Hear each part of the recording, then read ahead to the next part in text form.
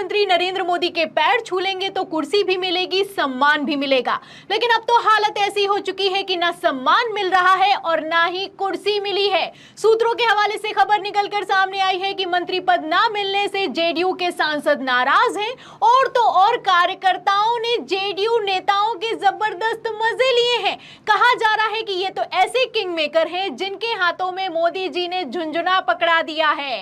तो 5 दिन बाद जब बिहार के मुख्यमंत्री नीतीश कुमार बिहार वापस लौटे हैं तो कैसे बगावत हो गई है और तेजस्वी यादव ने कैसे बड़ा खेला कर दिया है, आपको खबर और बयान दोनों सुनाएंगे। लेकिन उसके पहले कैसे नायडू को मनाकर नीतीश कुमार को बीजेपी ने नाराज कर दिया है, खबर का बैकग्राउंड फटाफट से बता देते हैं। पहले आप तस्वीरें अपनी फुल स्क्रीन पर देखिए। आप तस्वीरों में देख सकते हैं ये लल्लन सिंह हैं जो कि नीतीश कुमार के करीबी हैं। जब पीएम आवास पर मीटिंग हुई तो वहां पर पहुंचे थे। दावा किया जा रहा था कि गृह मंत्रालय मिल सकता है, वित्त मंत्रालय मिल सकता है, लेकिन जब मंत्रालय बांटे गए तो उसके बाद से तो हवा खराब हो गई है। आपको बता दें नीतीश कुमार के तो पैरों तले जमीन खिसक गई है, क्योंकि लल्लन सिंह जो कि नीतीश कुमार के करीबी हैं, बड़े नेता हैं, बिहार के कद्दावर नेता हैं, उन्हें भारतीय जनता पार्टी की तरफ से मंत्रालय दिया गया है। उसका नाम है पंचायती राज, मत्स्य पालन, मशु पालन और डेयरी मंत्रालय। तो आप देख सकते हैं कि आप मछली पकड़िए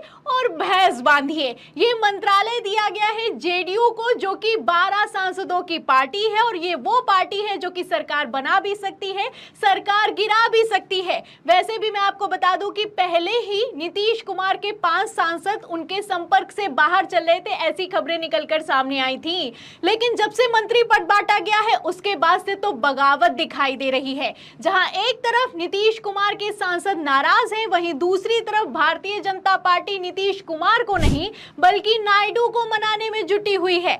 आपको बता दें कि टीडीपी को भी कोई बहुत बड़ा मंत्रालय नहीं दिया गया है। जो राम मोहन नायडू हैं, टीडीपी के नेता हैं और उसी के साथ चंद्रबाबू नायडू के करीबी हैं, उन्हें दिया गया है सिविल एविएशन मंत्रालय। ये वो मंत्रालय है जो कि कोई नहीं लेना चाहता, वो टीडीपी को दे दिया गया है। अब टीडीपी के पास 16 सांसद हैं, तो अगर स्थिति के तौर पर देखा जाए तो सबसे मजबूत स्थिति में अगर अमित शाह से भी ज्यादा कोई दिखाई दे रहा है तो वो चंद्रबाबू नायडू हैं। सिविल एविएशन मतलब मंत्रालय दिया गया है। अगर इस मंत्रालय की बात की जाए तो इसमें कुछ भी नहीं है, क्योंकि एयर इंडिया टाटा को बेच दिया गया है और एयरपोर्ट्स तो आप जानते ही हैं कि अडानी के अंडर में आते हैं। ऐसे में जैसे ही सिविल एविएशन मंत्रालय दिया गया, चंद्रबाबू नायडू भड़के हैं। दावा यह किया जा रहा है कि चंद्रबाबू नायडू ने कह दिया कि उनके साथ अगर ऐसा होगा तो वो सरकार में शामिल नहीं होंगे और उसी के साथ बाहर से समर्थन देंगे। फिर तो बवाल मच गया और इसके बाद आनन फानन में चंद्रबाबू नायडू को मनाया गया है और कहा गया है कि भले ही आपको बड़ा मंत्रालय नहीं दिया गया,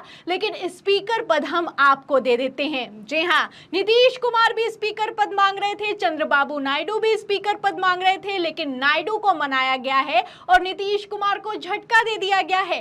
खबर निकलकर सामने आई है कि स्पीकर पद टीडीपी को दिया जा सकता है। देखिए, भास्कर ने लिखा भी है कि लोकसभा स्पीकर के लिए पुरंदेश्वरी के नाम की चर्चा आंध्र प्रदेश भाजपा अध्यक्ष और चंद्रबाबू नायडू की पत्नी की बहन है, यानी चंद्रबाबू नायडू की साली हैं, जिनको स्पीकर बनाया जा सकता है, क्योंकि ये भारतीय जनता पार्टी की प्रदेश अध्यक्ष हैं। वहीं दूसरी तरफ आप देख सकते हैं कि किस तरीके से चंद्रबाबू नायडू की पत्नी की बहन है।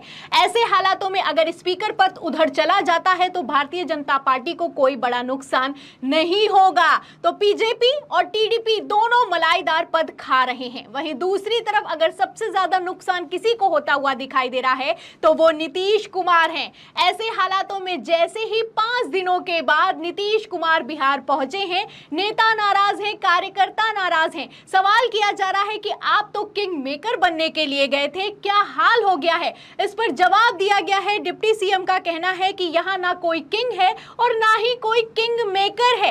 क्या हालत हो चुकी है, आप इस बयान से और इन तस्वीरों से अंदाजा लगा सकते हैं। ये वही नीतीश कुमार हैं जब एनडीए में मीटिंग के लिए शामिल होने के लिए दिल्ली से निकले थे तो तेजस्वी यादव के साथ एक फ्लाइट में आए थे और किस तरीके से मोदी जी पर दबाव बनाया आप जानते हैं। अब इस दबाव में भारतीय जनता पार्टी बिल्कुल भी दिखाई नहीं दे रही है, क्योंकि पहले तो दबाव दिखाई दिया और नीतीश कुमार को वापस बिहार नहीं जाने दिया गया। नीतीश कुमार को आदेश दे दिया गया कि जब तक कैबिनेट का गठन नहीं हो जाता जाता है और नरेंद्र मोदी तीसरी बार प्रधानमंत्री पद की शपथ नहीं ले लेते हैं, तब तक आप बिहार नहीं जा सकते हैं। अब तो कैबिनेट का भी गठन हो चुका है और तीसरी बार शपथ ग्रहण समारोह भी हो चुका है। अब ऐसे हालातों में कोई नीतीश कुमार को पूछने वाला नहीं है, और एक तरफ जहां नीतीश कुमार को कोई पूछने वाला नहीं है, वहीं दूसरी तरफ तेजस्वी यादव ने आग में घी डालने का काम किया है। तेजस्वी यादव ने तो पहले ही कह दिया था कि 4 जून के बाद हमारे चाचा बड़ा फैसला लेंगे, और अब तेजस्वी यादव का कहना है कि नीतीश कुमार को तो झुंझुना पकड़ा दिया गया। जिस हिसाब से विभागों का जो बंटवारा हुआ, हालांकि ये तो प्रधानमंत्री का है कि किसको क्या विभाग देते हैं। काम किसी भी विभाग में होना चाहिए, लेकिन जो बिहार की वजह से आप प्रधानमंत्री बने और मंत्रालय जब बिहार के लोगों को दिया गया तो कहीं ना कहीं से झुनझुना जो है थमाया गया। तो सुना आपने, तेजस्वी यादव का कहना है कि जिसकी वजह से नरेंद्र मोदी प्रधानमंत्री बने हैं, उन बिहार के लोगों को मंत्रालय के तौर पर झुंझुना थमा दिया गया है। तो नीतीश कुमार को झटके पर झटका लग रहा है। वैसे भी नीतीश कुमार के सांसद नाराज हैं, विधायक भी नाराज हैं। आप अच्छे से जानते हैं जब से एनडीए में शामिल हुए हैं क्या हालत हो चुकी है। अब ऐसे में आप देख सकते हैं कि बगावत हो सकती है, क्योंकि ना ही अब पद मिल रहा है और ना ही इज्जत मिल रही है। और तो और मैं आपको बता दूं कि अभिषेक मनु सिंघवी, जो कि बड़े नेता हैं कांग्रेस के और सुप्रीम कोर्ट के सीनियर वकील भी हैं, उन्होंने तो यहां तक कह दिया है कि भारतीय जनता पार्टी खुद नहीं चाहती है कि 5 साल तक सरकार चले। अगर ये लोग 5 साल तक सरकार चलाना चाहते तो इस तरीके से मंत्रालय नहीं बांटे जाते। तो क्या कुछ हो रहा है मंत्रालय बांटने के पास, कैसे खींचतान मची हुई है, आप इन खबरों से, बयानों से अंदाजा लगा सकते हैं। और ऐसे हालातों में अगर सबसे बुरा कोई फंसा है तो वो है नीतीश कुमार। नीतीश कुमार को इंडिया गठबंधन की तरफ से प्रधानमंत्री पद ऑफर किया गया। अब प्रधानमंत्री पद लिया नहीं, आप देख सकते हैं कि किस तरीके से हालत और भी बद से बदतर होती जा रही है। वहीं अगर चंद्रबाबू नायडू की बात की जाए तो उनको स्पीकर पद मिलने वाला है, और स्पीकर पद टीडीपी को दे दिया जाए, इसका समर्थन तो इंडिया गठबंधन ने भी कर दिया है। तो क्या होगा क्या नहीं होगा ये तो आने वाला वक्त बताएगा, लेकिन ये रुझान अपने आप में